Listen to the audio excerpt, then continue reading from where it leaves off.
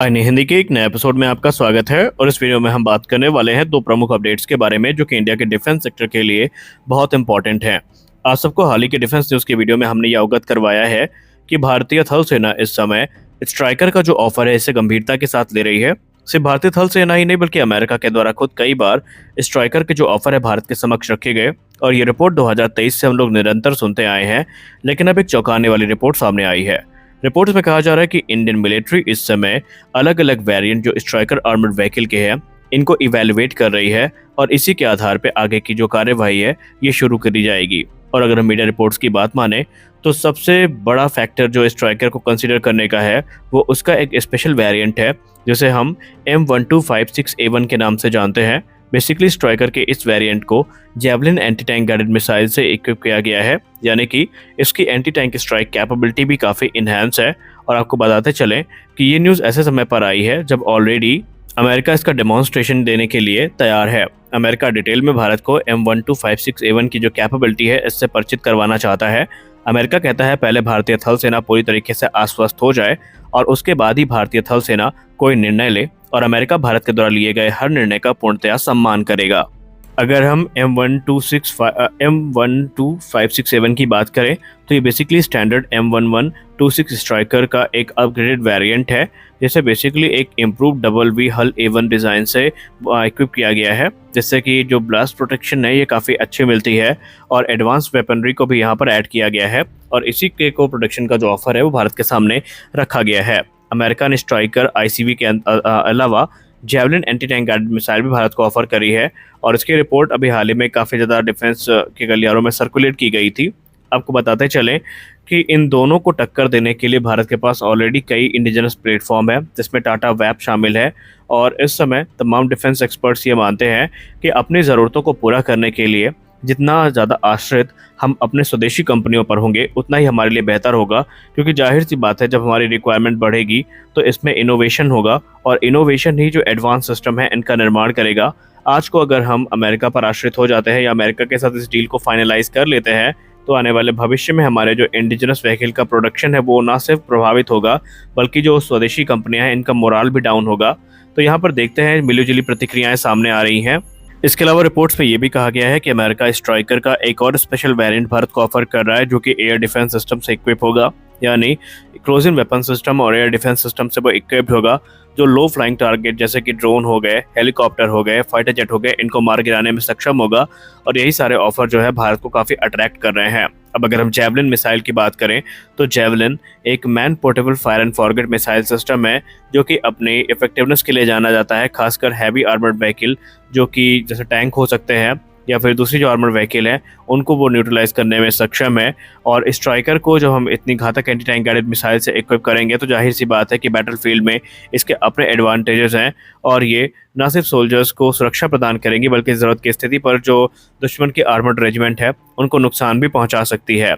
तो यहाँ पर काफ़ी ज़्यादा अट्रैक्टिव ऑफर रखे गए हैं। इसके अलावा आप सबको पता है कि अमेरिका ने अपग्रेडेड इंजन का भी ऑफर भारत के सामने रखा है जो कि जनरल इलेक्ट्रिक F414 EPE है, यानी इनहैंस परफॉर्मेंस इंजन जो कि तकरीबन 116 किलोमीटर का थ्रस्ट जनरेट करने में सक्षम होगा। और उसको लेकर के अमेरिका ये कहता है कि भारत के AMCA Mark II प्रोग्राम के लिए फिलहाल ये इंजन पूर्णतया सूटेबल है। हालांकि अब जेट इंजन पे भारत का निर्णय क्या होगा ये तो हम नहीं कह सकते, लेकिन स्ट्राइकर को लेकर के इतना हम कह सकते हैं कि इंडियन मिलिट्री इस समय इस सिस्टम को इवेलुएट कर रही है और आने वाले भविष्य में शायद हमें कुछ चौंकाने वाले फैसले आते दिखाई पड़ सकते हैं। आपको क्या लगता है, क्या भारत को स्ट्राइकर लेनी चाहिए या नहीं? आप अपनी राय कमेंट सेक्शन में ज़रूर बताएं। अगली वीडियो में बात करने वाले हैं अपने सबसे प्यारे फाइटर एयरक्राफ्ट तेजस मार्क 1A के बारे में। तेजस मार्क 1A को लेकर के लगातार एक ही सवाल पूछा जाता रहा है कि इसकी डिलीवरी कब होगी, कब इंडियन एयरफोर्स को ये मिलेंगे और कब हमें इंडियन एयरफोर्स में ऑपरेशनल होते ये दिखाई पड़ेंगे। तो शायद अब आपके इन प्रश्नों का उत्तर सामने आ चुका है।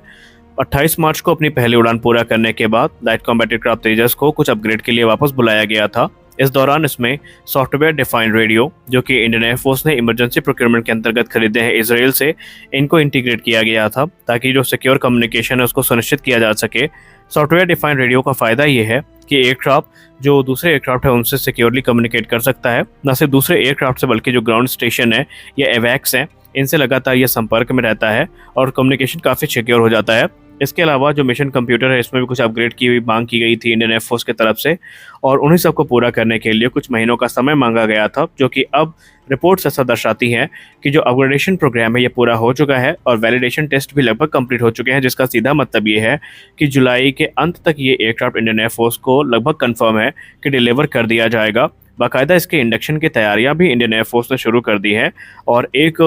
मूवमेंट हुई है, शायद आपने उसको गौर किया या नहीं किया मुझे नहीं पता, लेकिन भारतीय वायुसेना ने अपने जो मिग-21 फाइटर एयरक्राफ्ट हैं जो इस समय अलग अलग इलाकों में कार्यरत हैं, उनको एक ही स्थान पर रीलोकेट करना शुरू कर दिया है, जो कि राजस्थान का नाल एयरबेस है। नाल एयरबेस के बारे में एक और चीज़ आपको बता दें आगे बढ़ने से पहले, कि ये वही एयरबेस है जहां पर पहली तेजस मार्क 1A की स्क्वाड्रन ऑपरेशनल होनी है। तो गुजरात के जो एयरबेस है वहां से अब मिग-21 को नाल एयरबेस में बुला लिया गया है, और कहा जा रहा है कि एक चरणबद्ध प्रक्रिया के अंतर्गत स्क्वाड्रन नंबर 3 और स्क्वाड्रन नंबर 23 जो है उनमें से जो मिग-21 है इनको रिटायर किया जाएगा। हालांकि जो कुछ एयरक्राफ्ट हैं ये 2024 के अंत तक रिटायर कर दिए जाएंगे, और रिमेनिंग फाइटर जेट्स जितने भी हैं इन्हें 2025 तक पूरी तरीके से रिटायर कर दिया जाएगा, और इनका स्थान तेजस मार्क 1A के द्वारा लिया जाएगा। अब इसके लिए ज़रूरी ये है कि हिंदुस्तान एरोनॉटिक्स लिमिटेड तेजस मार्क 1A के प्रोडक्शन को इंक्रीज करे, तो इसके लिए हिंदुस्तान एरोनॉटिक्स लिमिटेड की तरफ से भी बड़ा बयान सामने आया है। उन्होंने कहा कि फिलहाल हम 8 एयरक्राफ्ट प्रति वर्ष की दर तक बनाने की कैपेसिटी के साथ आगे बढ़ रहे हैं, लेकिन 2025 में ये कैपेसिटी 16 एयरक्राफ्ट प्रति वर्ष की दर तक बढ़ जाएगी, और उसके बाद जैसे ही नासिक प्रोडक्शन लाइन पूरी तरीके से एक्शन में आती है तो हिंदुस्तान एरोनॉटिक्स लिमिटेड का ये मानना है कि तकरीबन 24 एयरक्राफ्ट प्रति वर्ष की दर तक वो बनाने में सक्षम होंगे। आपको बताते चलें कि जो मॉडिफिकेशन किए गए हैं इसको लेकर के कुछ विरोधाभास भी सामने आए थे कि भारतीय वायुसेना के लिए ये काम तो बाद में भी किया जा सकता था, पहले तेजस मार्क 1A को डिलीवर कर देते। तो उनके लिए एक ही जवाब है कि भारत कोई 10-15 की संख्या में इन एयरक्राफ्ट को नहीं खरीद रहा, बल्कि 2021 में 83 और 2024 में 97 जेट्स का ऑर्डर प्लेस किया जाना है, यानी कि टोटल 180 की संख्या में एयरक्राफ्ट है। अब मान लीजिए अगर इनको पहले ही ऑपरेशनल कर दिया जाता और उसके बाद इनमें अपग्रेड के लिए वापस बुलाया जाता तो उसमें समय भी ज़्यादा लगता और एक कॉम्प्लेक्स प्रोसेस हो जाता, तो ये चीज़ हो ही ना। इसके लिए ज़रूरी यही था कि पहले ही इनको अपग्रेड कर लिया जाए, और इसीलिए एयरक्राफ्ट्स में जो अपग्रेड की प्रक्रिया है वो शुरू की गई है। और एक मिथ है जिसको डिबंक कर देते हैं अभी से, जहां पर कुछ मीडिया सोर्सेज के द्वारा ये र्यूमर फैलाया जाने का प्रयास किया जा रहा है कि तेजस का प्रोडक्शन स्लो हुआ है क्योंकि जो ज़रूरी कंपोनेंट है इनकी सप्लाई नहीं हो पा रही है, और इससे जो डिलीवरी है और भी प्रभावित हो सकती है। तो उन्हें बता दें कि ऑलरेडी पहला एयरक्राफ्ट बन के तैयार है, उसने अपनी पहली उड़ान कंप्लीट भी कर ली है, और वो किसी प्रकार से डिले नहीं होगा। एचएएल ने इस चीज़ को माना है कि कुछ चीज़ें प्रभावित हुई थी, लेकिन अब वो ऑन ट्रैक आ चुकी है, यानी कि अब प्रोडक्शन फुल रफ्तार के साथ आगे बढ़ेगा। कोई भी आपको एडिशनल जो डिले है वो हिंदुस्तान एरोनॉटिक्स लिमिटेड की तरफ से देखने को नहीं मिलेगी। और आपको सुबह हमने या दोपहर में हमने एक बड़ी न्यूज़ तो दे ही दी है कावेरी इंजन के बारे में, जहां पर तेजस में कावेरी इंजन भी अब आपको शायद 1 दशक के अंतर्गत देखने को मिल जाए। तो आशा करते हैं ये वीडियो काफ़ी अच्छा रहा होगा आपके लिए, इन्फॉर्मेटिव रहा होगा। वीडियो अच्छा लगा तो वीडियो को लाइक करिए, नए हैं तो चैनल को सब्सक्राइब करिए, क्योंकि हम आपके लिए इसी प्रकार के इंटरेस्टिंग अपडेट्स लेकर आते रहते हैं। तो आज के इस वीडियो में बस इतना ही, मिलते हैं अगले वीडियो में कुछ अपडेट्स के साथ। तब तक के लिए जय हिंद।